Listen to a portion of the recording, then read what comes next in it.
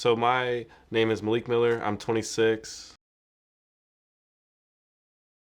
I kind of like to consider myself a person that's from Jupiter. You know what I mean? Like I'm actually from Earth. I'm not like crazy, but I definitely do love the stars and like really get inspired by looking up at Jupiter and stuff like that.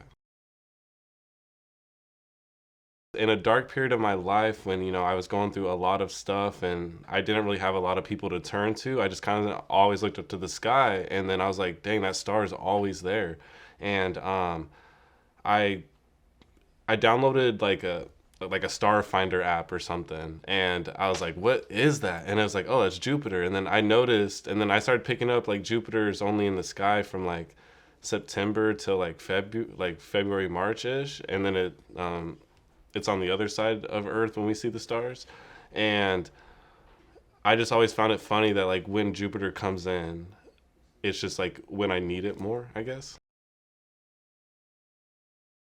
How my life started was I was super into sports. Like I played lacrosse, soccer, basketball, baseball, football, pretty much hockey, like any type of sport. I just loved to compete. So when it came to how I got into music, it was just kind of like the same cliche, oh, I got hurt in sports story, but that's kind of how it was. Like I fractured four vertebrae in my back, and it made me realize like, okay, like I don't want to like not be able to walk just to play sports. I can play sports for fun and still like be like safe. So I was like, especially football, that's a tough sport. So I had like a 3 month period where I was going to community college and I just didn't know what I was going to do. And then I just found myself always singing, and like anytime I was sad or feeling like mad about my life or whatever, I just found songs that related to me.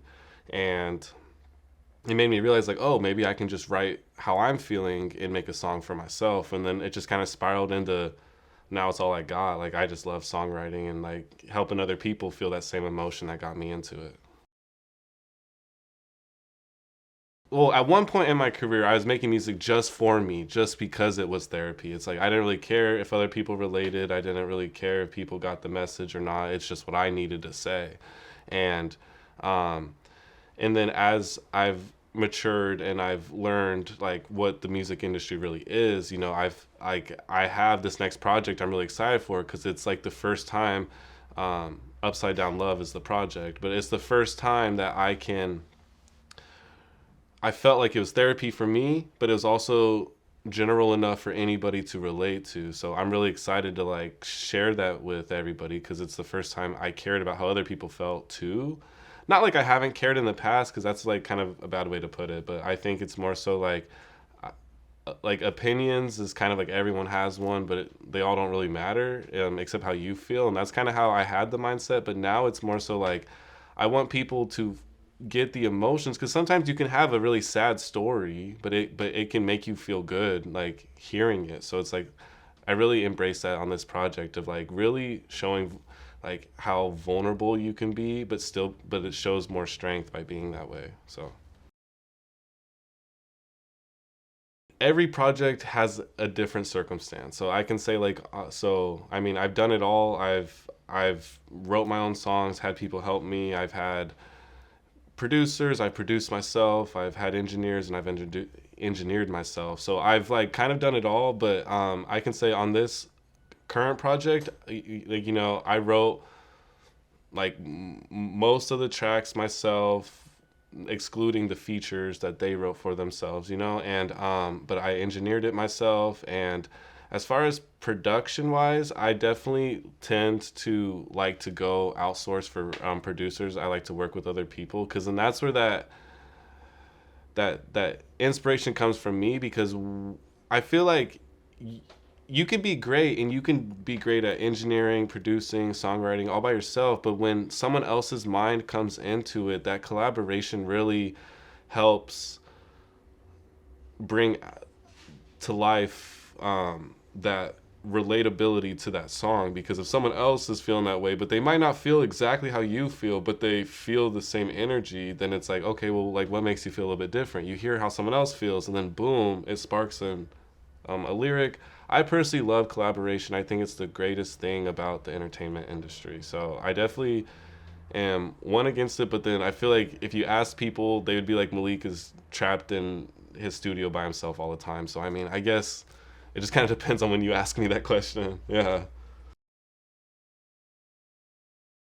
Yeah, so I was just real easy to just pay people to do it for me, and then I ended up going to LA Film School to work on music for films and stuff, and then that's when I got like a glimpse of what engineering myself was like. I just didn't have the skills, and then that's why I ended up moving to Toronto. I went to Harris Institute, and it's a trade school for live sound and engineering and stuff like that, and it was incredible. I mean, it made me realize that I don't love engineering, but when it came to this project, I wanted it to sound a certain way, and I didn't want to have to like rely on someone else's time, because I think that's important. I don't want, I mean, this project is 27 songs, so it's a long project. I didn't want to burden someone with that task, and I didn't want to not be completely satisfied with it. So the Upside Down Love, that project is like, it's like the three versions of love. There's like the upside of love, which is like happy, positive. There's like side, which is like confusing and like confliction. And then there's like the downside of love, which is like the sad. So I was like, okay, cool. I'll do 30, and then it'll be 10 songs of each like category. And then I was like, but I'm turning 27 this year. So I was like, okay, what if I do 27? Because like, I'm turning 27 on July 27th. So I was like, okay, 27's the number this year. So I was like, let's just go with 27. And so there's 9 of each category, and then that's what I ultimately decided. And I'm excited for it. I'm excited to put something out like that large. It's in the order of like upside down, upside down. So it's kind of like it's almost like a roller coaster, just like love. You know what I mean? Like some days you're super in love, some days you're sad, some days you're like confused, some days like, just because that's like human nature, nothing's ever kind of like the same. So it's like, I really encourage people though to like try listening to it in different ways. You know, I think that would be like the cool way to like, I'm gonna put out the track list in like where it's upside down, so it's not gonna be in order. And to me, it's just kind of like a playlist. I freestyle like most of my melodies, and then I go back in and then I'll like write the words. That's not how it's always been. It's just I realized I used to like contain my full energy by just writing it down first, because I wouldn't allow my emotions to freely flow freely. And then it's more so like now I freestyle, get the emotion out, don't care about the words. Sometimes there are a couple tracks on my project that are just like the original freestyle, which is pretty cool too. Haven't really been able to say I can do something like that. It was just like, and honestly, I probably couldn't do it again. It was just in the emotion kind of thing, and maybe a little tequila helped. But as far as music and just creating in general, I think it's one of the greatest gifts that we have as humans, to create our own stuff. So I just think it's like super awesome to even have this like platform to like interview this, to talk to my fans, everything. I think it's real cool. So I definitely have something that like I'm proud to say, is that I actually took it one step further. I actually wrote my own short film with my own music, scoring it, that's coming out also right when the album is in like March or April. Stargazer Cosmic Awakening. But to answer your question, like I went to film school to really make soundtracks for films, not so much the scoring. I wanted like what inspired me to do that was when, like, I love superhero movies, big nerd, love Pokemon, love all that stuff. When I saw Kendrick Lamar executive produce the Black Panther soundtrack, I was like, rappers, because in my mind I was not as educated in the industry then, so I'm like, what, like Kendrick Lamar's just a rapper, like how could he do something like that? And then I started, was like, okay, that's my dream, because I want to work on like a Batman movie, and I have like the hardest freaking album to go with the Batman movie, yeah, and then say like, yeah, I put together the artists, the engineers, the producers. I love that kind of stuff. And then it kind of dawned on me. I graduated in 2020, so it was like a couple years. I'm saying like, I learned all this amazing stuff for film, and I've never once asked someone to be on a film, to be like, I got so caught up in just the music because that's what I love, that's my first love. And then it just dawned on me. I said, because after that school, how it impacted my music was that it made me super cinematic. It made me really care about not making a quick, like, 2-minute song. Like, sometimes that's what it needs, but sometimes it needs to be like a long building kind of like. So I dropped my last album, Sonic Epiphany, which is the soundtrack for my upcoming film, is super cinematic. And that's kind of like the turning of the guard of where my music has now gone, is to it's very cinematic, very causes a scene, I guess. Like, my music is very like, sometimes it's quiet and you're like, oh, it's about to end, and then just all of a sudden it just like blows up. Very loud, very eccentric, very outspoken. Yeah. My very first mixtape I dropped was LA Times. Okay, so that was when Colorado kid, I was living with the girl I was dating at the time in Hollywood. It was like a fast lifestyle. I was like 19. I was opening up for Joe Budden, Sunset Boulevard, doing all this crazy stuff. And it just captivated that time. I was like, LA Times. I'm like the newspaper. I want to be big enough so that LA Times like writes this in their newspaper. And then the next one's called Jupiter, which is that was when I kind of found out that, like, dang, Jupiter's kind of overlooking. And then so Sonic Epiphany, what made me come up with that name was actually, that was the hardest one to pick because the album was so crazy, so chaotic, and it was a joint project with my friend in Toronto named PYNES. Aidan Payne, he is an incredible, he's one of the most incredible producers, engineers I've ever worked with, taught me so much. And I was like, man, this album is so chaotic. There's just like, every time you play it, it's like, it's peaceful, and then the drums start going crazy, and just it's electric. And I'm like, okay, like, this is giving me like an epiphany. Like, when I listen to it and I sit down, I'm like, okay, like, I just felt like for 20 minutes I was just like out of body experience for a second. So I was like, okay. And then it's just like, because like I just saw like sonic waves, and I was like, okay, like Sonic Epiphany, like, it's like you're hearing an epiphany almost, I guess. And then as far as Upside Down Love, like, that one was honestly crazy because it's not really upside down love. It's like up arrow, side arrow, down arrow, heart. It was just like an emoji thing that I drew it out, and I was like, that looks cool. Like, that looks marketable. And that's really it. Like, honestly, all the other ones have way more story than this one. This one was just like, I was just drawing on the whiteboard. I was like, yo, that's pretty sick. And then I picked it, and but it's cool though.